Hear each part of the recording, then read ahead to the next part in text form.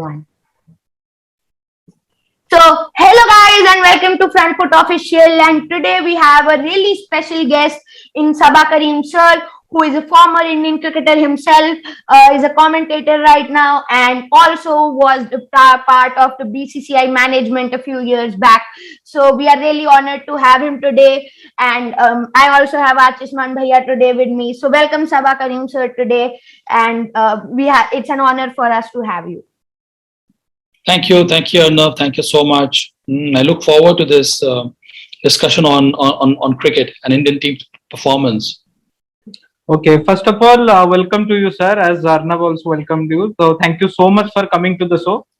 Sir, my first question to you, for someone like Arnav, I mean, who is playing cricket and who wants to be a wicket keeper, what is the common advice you want to give such teenagers who are looking forward to keep for India in the future or the respective domestic teams? What is the simple advice you want to give them?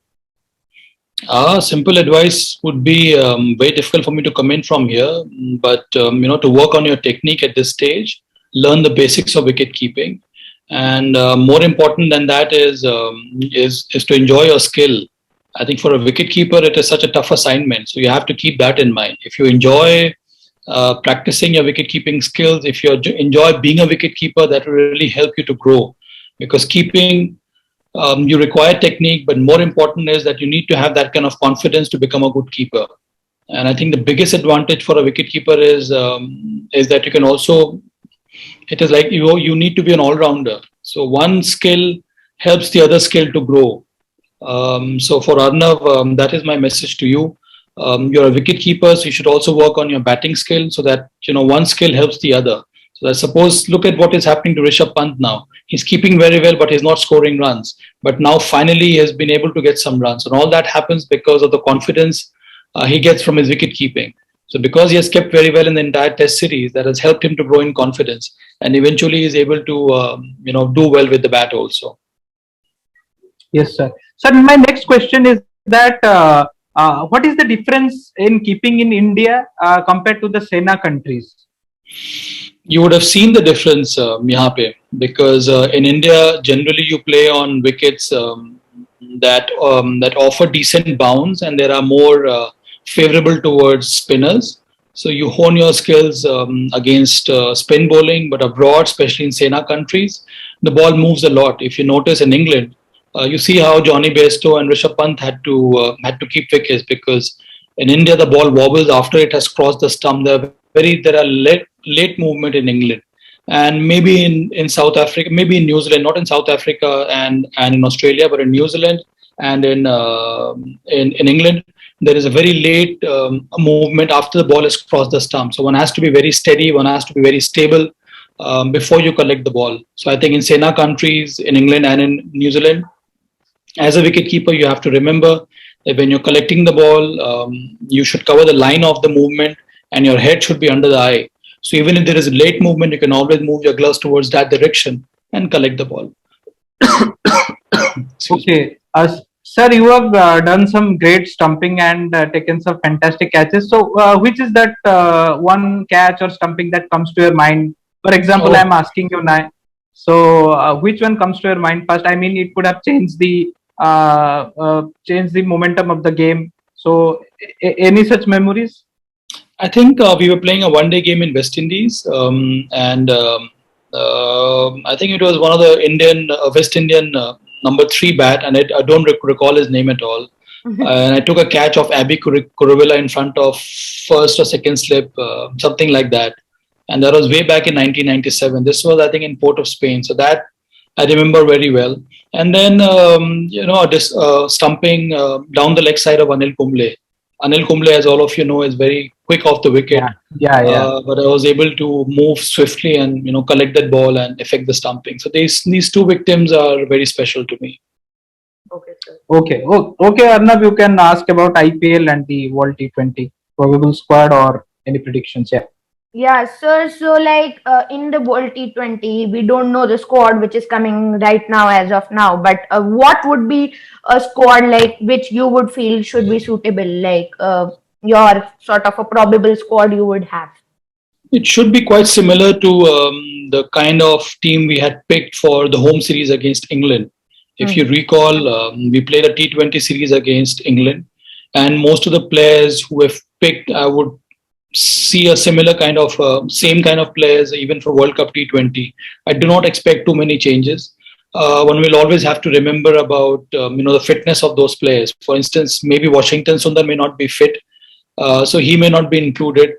Otherwise, Virat Kohli and Rohit Sharma and KL Rahul and then Surya Kumar Yadav and Ishan Kishan, Rishabh Pant, all these players would be a regular. Hardik Pandya, obviously, he will come back. Bhuvneshwar Kumar, Deepak Chahar may have a very good chance of getting in. Shreyas Iyer is come back from injury. He's fit now. He's preparing for the upcoming IPL matches. So he may get a look in. So that's the kind of combination I'm looking at. See, the matches are going to be played in UAE. The Indian selectors will keep that in mind also. So I think it will be more loaded towards good quality spinners. Okay, sir. So, sir, now about the IPL, I wanted to ask, like, the IPL is in UAE and so is the World T20. So, how much would performances of players in the IPL be in mind to the playing 11 of different teams? Like, for example, UZ Chahal or a Rahul Chahar, whoever performs better might have a looking ahead. So, like, what is your view on the performances of different players of different teams in the IPL? Because both the World T20 and the IPL are being played in the same venue. Excellent question, Arnav. But not in the 15, only in the 11, because 15 will be announced by tomorrow. So you can't make any changes after that unless there is an injury. Otherwise, the team would be picked before that. But yes, it depends on the surface and all that. The performance in the IPL will matter. I think Virat Kohli and the selectors and the team management will have a close look at performances of the players in the IPL. So that may inform our pick for the final 11.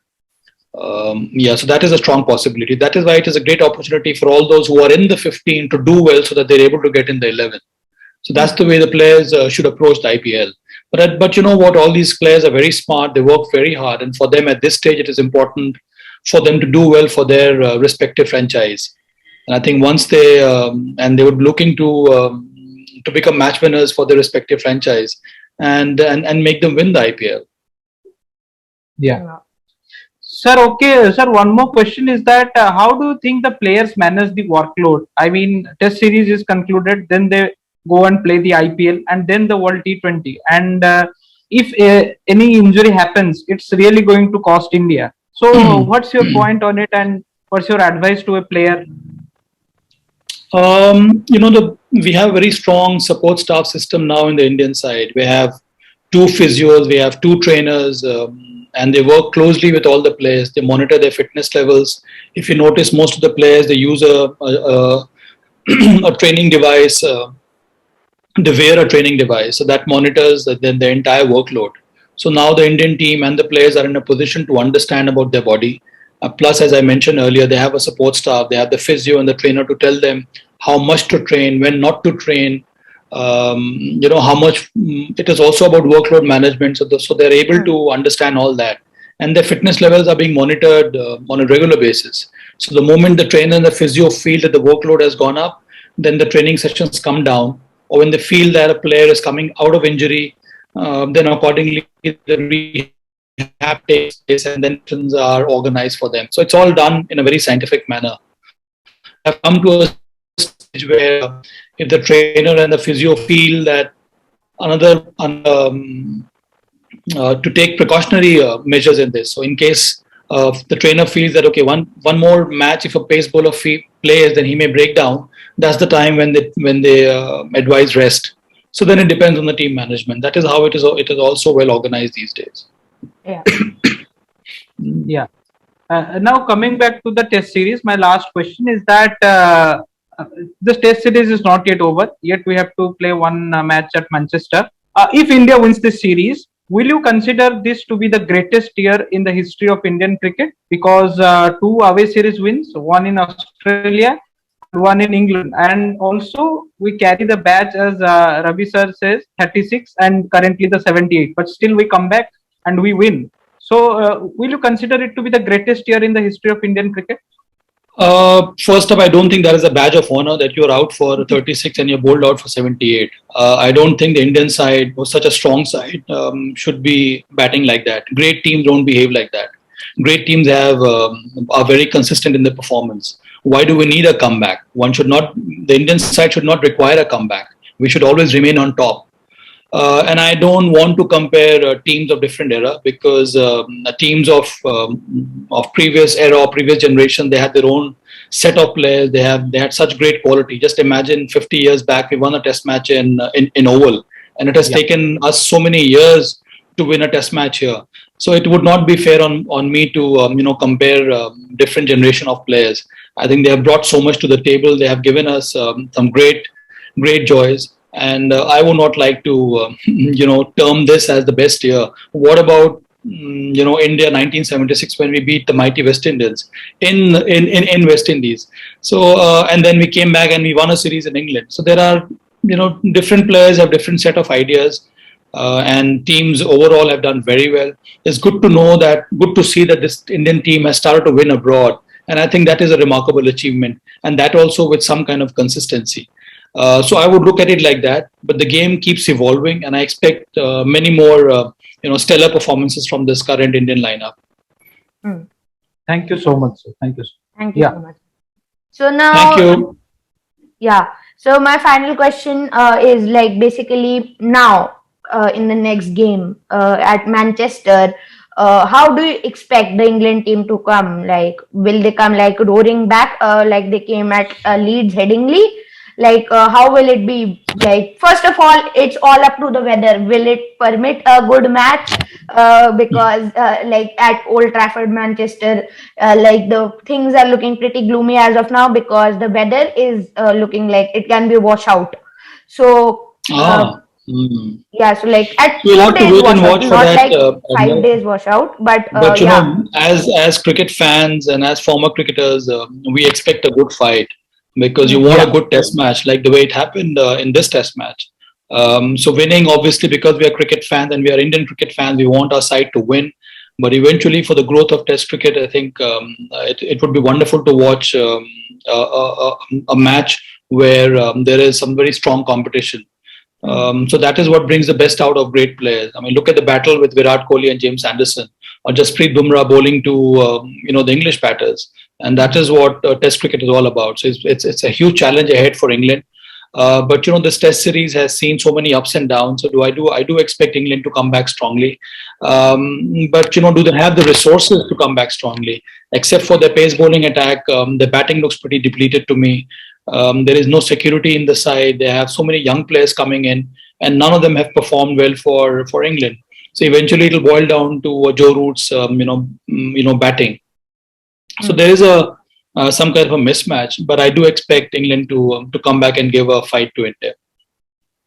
So thanks a lot, sir, for coming today. It was a pleasure talking to you. And finally, just before wrapping up, like what were your experiences coming today? Then we'll just wrap up. Great, wonderful. I really enjoyed this chat with you, Arnav, and my best wishes to you. Stay happy. Concentrate on your on developing your skills as a wicketkeeper and as a batsman. Work hard on your fitness. Please take care of your nutrition at a young age. All of us have gone through that. We eat a lot of junk food, so avoid having junk food. That will make you strong. And then get your parents or whoever is advising you to have nutritious food. Remember that will help you not only now, but as you grow older. And as I said, work hard, lead a very disciplined life, and to become a top-notch quality cricketer, it requires a number of sacrifices. So I think all that will help you. All right. All the best. Yeah. Thank you, sir. Thank you. So please subscribe to the channel if you haven't liked the video, if you enjoyed. Until then, we'll meet you on the next video. So goodbye, guys, and see you in the next one.